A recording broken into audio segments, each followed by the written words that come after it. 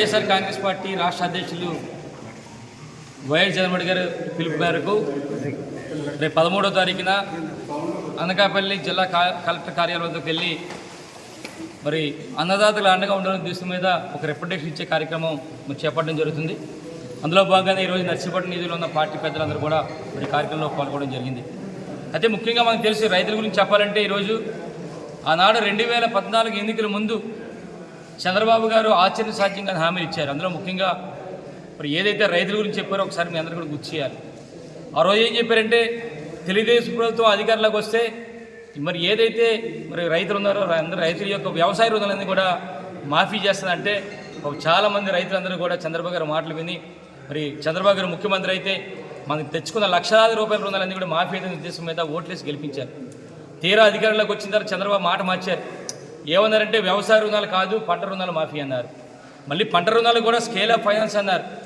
తర్వాత ఇంట్లో 2-3 తీసుకుంటే నేను అందరికీ మాఫీ చేయను, ఇంట్లో ఒకరిగా చేస్తా అన్నారు. ఆ ఒక్కరు కూడా 150,000 చేస్తాను తప్ప మిగతా వాళ్ళు చేయను అన్నారు. ఆ 150,000 కూడా ఒకసారి 5 దఫాలుగా ఇస్తానని చెప్పి లేనిపోని ఆంక్షలు పెట్టి అన్నాడు చంద్రబాబు గారు. ఏదైతే రైతాంగాన్ని మోసం చేసిన చరిత్ర అందరికీ కూడా తెలుసు. తర్వాత 2019 ఎన్నికల ముందు మరి గౌరవ రాష్ట్ర పార్టీ అధ్యక్షుడు జగన్మోహన్ గారు కూడా చెప్పడం జరిగింది.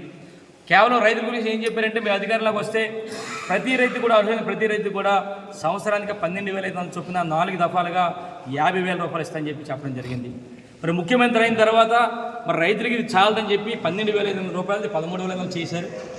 4 సంవత్సరాలు 5 సంవత్సరాలు చేశారు. అంటే 50,000 రూపాయలు ఇస్తానని ఎన్నికల మేనిఫెస్టోలో పెట్టిన తర్వాత ముఖ్యమంత్రి అయిన తర్వాత అది 67,500 చేయడం జరిగింది.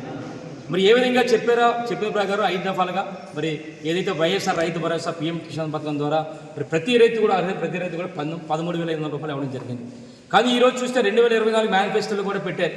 చంద్రబాబు రేవంత్ కూటమి ప్రభుత్వం మీ అధికారంలో రాగానే మీకు 13,500 ఇచ్చారు గత ప్రభుత్వంలో, ఈసారి మేము కానీ వస్తే 20,000 రూపాయలు ఇస్తామన్నారు. కానీ ఈరోజు సుమారుగా 6 నెలలు అయింది, మరి బడ్జెట్లో కూడా పెట్టలేదు, 20,000 రూపాయలు ఇవ్వలేని పరిస్థితిలో ఉన్నారు. అందుకని దానికి నిరసనగా మరి గౌరవ రాష్ట్ర పార్టీ అధ్యక్షుడు జగన్మోహన్ గారు పిలుపు మేరకు రేపు మరి కలెక్టర్ గారి కార్యాలయానికి వెళ్ళి అక్కడ వినతిపత్రం ఇస్తూ ఏదైతే రైతులకి మరి మేనిఫెస్టోలో పెట్టో 20,000 రూపాయలు ఇవ్వాలని చెప్పి డిమాండ్ చేస్తూ మరి పత్రాలు ఇవ్వడానికి మరి సిద్ధంగా ఉన్నాం.